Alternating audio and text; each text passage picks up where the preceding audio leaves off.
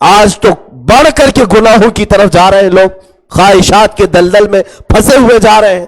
آج کا دن پورا زنا کے طور پر منایا جا رہا ہے۔ میں اپنی بچیوں سے کہوں گا، بعض ہمارے بڑے لوگوں نے اس کو یوم حیا کہا ہے، بہت ہی اچھا ہے۔ یہ ویلنٹائن ڈے نہیں ہے، یوم حیا ہے، حیا کا دن ہے۔ بچیاں اپنے گھروں سے یہ پیغام دیں، نو ویلنٹائن ڈے۔ ہمارے اسلام میں، ہمارے مذہب میں، ہمارے تقدسات میں ایسے فحش رواج کا کوئی حصہ ہو ہی نہیں سکتا۔ اگر تمہاری خواہشات ہیں، اپنے ماں باپ سے کہو شادی کروا دیں، نوجوان جائیں، نکاح کا پیغام بھیجیں کسی کو۔ اللہ کے حبیب صلی اللہ علیہ وسلم نے تو یہ فرمایا تھا، نکاح کو اتنا آسان کر دو کہ زنا کرنا مشکل ہو جائے، اور یہاں بات ایسی آ گئی کہ زنا کو آسان کر دیا گیا، نکاح کو بہت بھاری بنا دیا۔ اے میرے عزیز بچوں، جوانوں اور بچیوں، آج کے دن شیطان تمہیں بے حیائی کی طرف بلا رہا ہے۔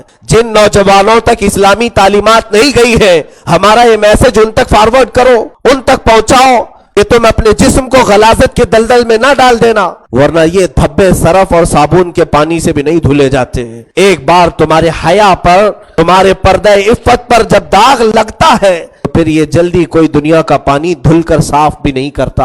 اس کی عمر ہو جائے، اس کا نکاح کر دیا جائے۔ رسول پاک صلی اللہ علیہ وسلم نے فرمایا 5 چیزیں ایسی ہیں جس میں تاخیر کرنا گناہ ہے۔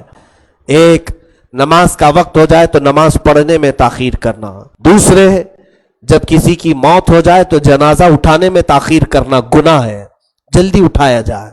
تیسرے، جب بچی جوان ہو جائے، بالغ ہو جائے تو اس کے نکاح میں تاخیر کرنا گناہ ہے۔ گناہ بڑھتا جائے گا، بچیوں کے اچھے رشتے آئیں، پڑھائیں لکھائیں، میں اس کے خلاف نہیں ہوں۔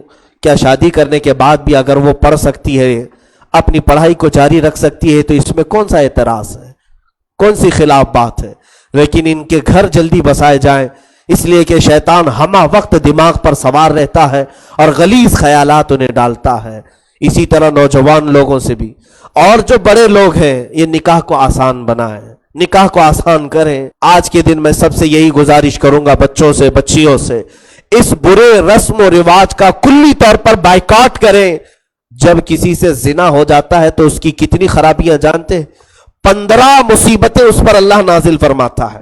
15 مصیبتیں ایسی کہ 5 دنیا میں، 5 قبر میں اور 5 حشر کے دن۔ یہ زنا کبیرہ گناہوں میں سے ہے کہ اللہ کے حبیب صلی اللہ علیہ وسلم کی بارگاہ میں کسی صحابی سے بھی ہو گیا تو حضور نے نہیں فرمایا جاؤ توبہ کر لو سب ختم ہو جائے گا، بلکہ انہیں حکم دیا کہ انہیں پہاڑ کے اوپر سے نیچے گراؤ اور ان پر سنگساری کرو، پتھروں سے بارش کرو۔ ماعز اسلمی رضی اللہ تعالیٰ عنہ، صحابہ ہمارے سروں کے تاج ہیں، وہ آنکھوں کے ہمارے نور ہیں، لیکن ان کی خطائیں ہمارے لیے عبرت رہیں۔ سنگسار کیا گیا تو ماں و شما کا حال کیا ہے میرے عزیزو؟ یاد رکھنا، اللہ رب العزت تمہارے ہر چیز کو، ہر فعل کو دیکھ رہا ہے۔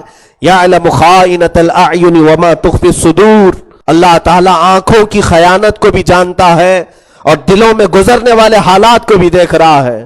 وہ بچے اور بچیاں جو اپنے گھروں سے ماں باپ کو بول کر گئیں کہ آج کالج ہے، ہمارے کلاسز ہیں، فلاں جگہ جانا ہے، ملنا ہے، اور پھر ماں باپ کو دھوکہ دے کر کے اگر اپنے معشوق اور اپنے محبوب کے ساتھ رنگ رلیاں منانے کی کوشش کر رہے ہیں، ہو سکتا ہے کہ تم نے اپنے ماں باپ کی آنکھوں کے پر دھول جھونک دیا ہو، تم نے اپنے بھائی بہنوں کو چھپ کر کے اپنے جسم کو غلیظ کر لیا ہو۔ یاد رکھنا، جس خالق نے تمہیں پیدا کیا وہ ہر لمحہ تمہیں دیکھ رہا ہے، ہر آن تمہیں دیکھ رہا ہے۔ جس وقت تمہارا بدن آشکار ہوتا ہے اس وقت بھی رحمان تمہیں دیکھ رہا ہے۔ بلکہ یہ فرمایا گیا ہے کہ جب ایک نوجوان جوڑا بغیر نکاح کے ایک دوسرے کے جسم کے قریب ہوتے ہیں، فرماتے میرے آقا صلی اللہ علیہ وسلم، اہتز العرش، اللہ کا عرش ہلنے لگ جاتا ہے۔ اہتز عرش الرحمن، رحمان کا عرش اس وقت ہل جاتا ہے۔ یہ اتنا بڑا پاپ ہے، یہ اتنا بڑا گناہ ہے۔ میرے عزیزوں، آج لوگ کیا سمجھتے ہیں کہ سب کرنے کے بعد رو رو کر کے یہاں آئیں اور سب دھل لیں۔ یاد رکھنا، اگر اسی حالت میں تمہاری موت ہوئی، کیونکہ میرے آقا فرماتے ہیں زنا کرنے کے وقت ایمان اٹھا لیا جاتا ہے، ایمان اٹھا لیا جاتا ہے۔